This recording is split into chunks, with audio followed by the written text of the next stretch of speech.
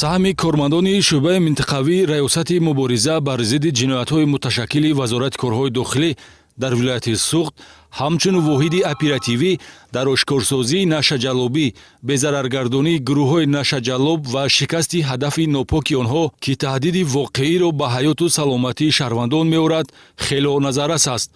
Давоми соли 2021 дар натиҷаи маҷмӯи чорабиниҳои фаврӣ ҷустуҷӯӣ ва амалиётҳои бо барори оперативӣ, кормандони ин мақомоти амаликунандаи фаъолияти оперативии ҷустуҷӯии мақомоти корҳои дохилӣ барои дар муомилот қарор нагирифтани наздик 95 килограмм воситаҳои нашадори намуди ҳашиш ва афюн муқовимати устувор нишон дода, ба фаъолияти гурӯҳҳои муташаккили нашаҷаллоб нуқта гузоштанд.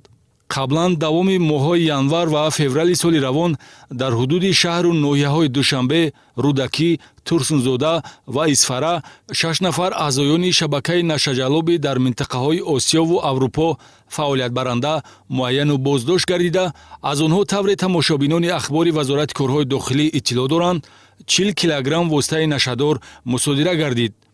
Дар идомаи чорабиниҳо ва коркарди ахборотҳои оперативӣ, кормандони шӯъбаи минтақавии раёсати мубориза зидди ҷиноятҳои муташаккили вазорати корҳои дохилӣ дар вилояти Суғд тавонистанд боз чеҳраҳоеро шинохта гардонанд, ки узвият ва алоқамандии онҳо низ бо ин шабакаи фаромиллии нашаҷаллоб ҳам дар дохили кишвар ва ҳам дар хориҷа намудор аст.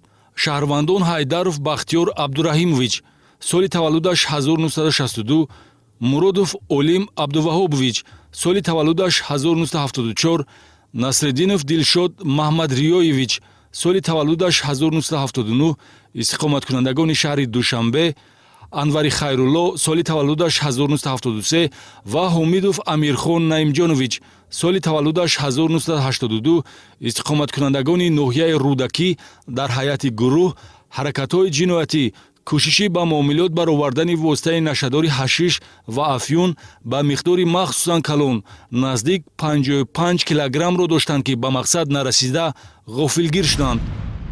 ин иттифоқи панҷгона гузаштаи доғдоркунандаи ҷиноятӣ дошта, ҳар кадоме дар солҳои гуногун барои даст доштан дар муомилоти ғайриқонунии воситаи нашадор дар Тоҷикистону Россия суд шуданд. онҳо нишондод медиҳанд, ки бо маслиҳати якдигар ба хотири ба даст овардани маблағи муфт кирдори ҷиноятиро содир намуданд. хушбахтона милитсия нагузошт, ки ҳадафи нопок амалӣ ва боз чандин нафар аз истифодаи маводи марговар ранҷ кашад. Барои ҳоҷалим шинос шуда будам барои харид фурӯши наркотика.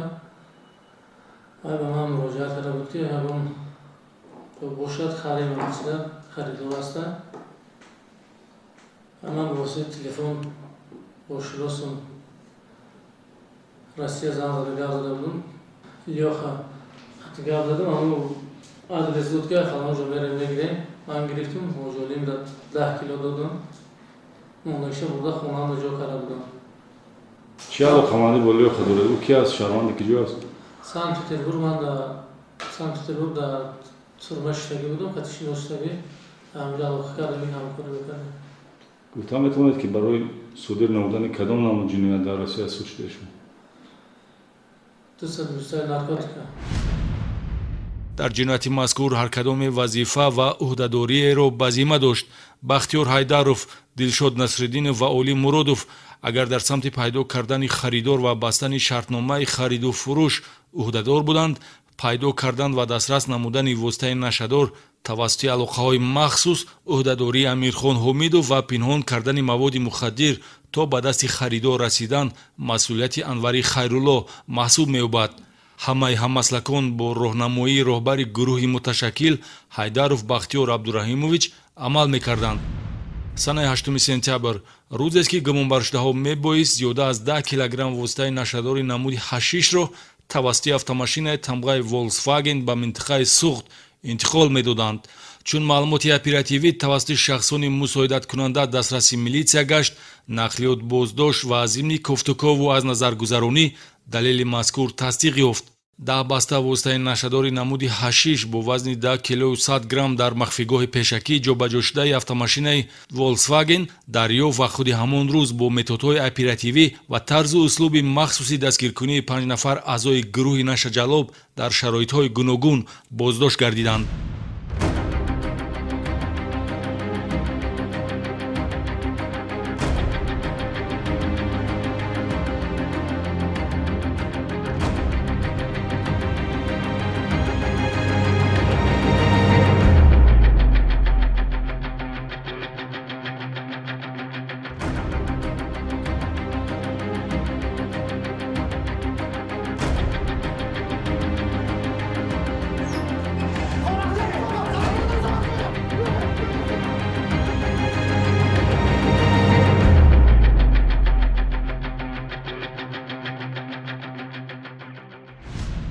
корбарӣ бо дастгиршудагон ва санҷишу тафтиши маълумоти гирифташуда барои мусодираи қисмати боқимондаи маводи мухаддир ки дар манзили иstiqоматии гумонбаршуда Амирхон Ҳомидов воқеъ дар деҳаи роҳатии ноҳияи рӯдакӣ нигаҳдорӣ мешуд, мусоидат намуд.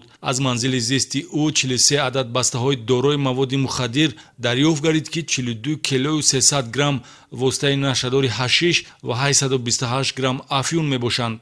дар маҷмӯъ 5 нафар дастгиршуда ҳамчун занҷираи муттаҳид дар муомилоти ғайриқонунии 54 килою 360 грамм воситаи нашадор гумонбар мебошанд.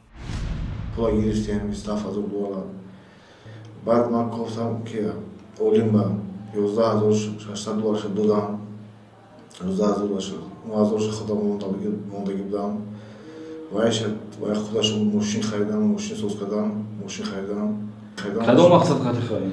برای اینکه برم چیز سوق برم тавре аз нишондоди гумонбарон бармеояд бар ивази маблағ роҳи ҷиноятиро интихоб карданд. онҳо ки синни солашон ба ҷое расидааст аллакай хуб медонанд ки оқибати ин амал ба куҷо мебарад. ин дар ҳолест ки ду нафар гумонбаршуда Олим Муродов ва Амирхон Ҳомидов зиёрати ҳаҷ кардаву ҳоҷӣ мебошанд. дидаву дониста даст задан ба амалу рафторе ки дар баробари ҷиноят будан хатар ба саломатии аҳолӣ дораду боиси марги инсон мешавад, магар барои шахси аз гуноҳ тавба карда ҷоиз аст.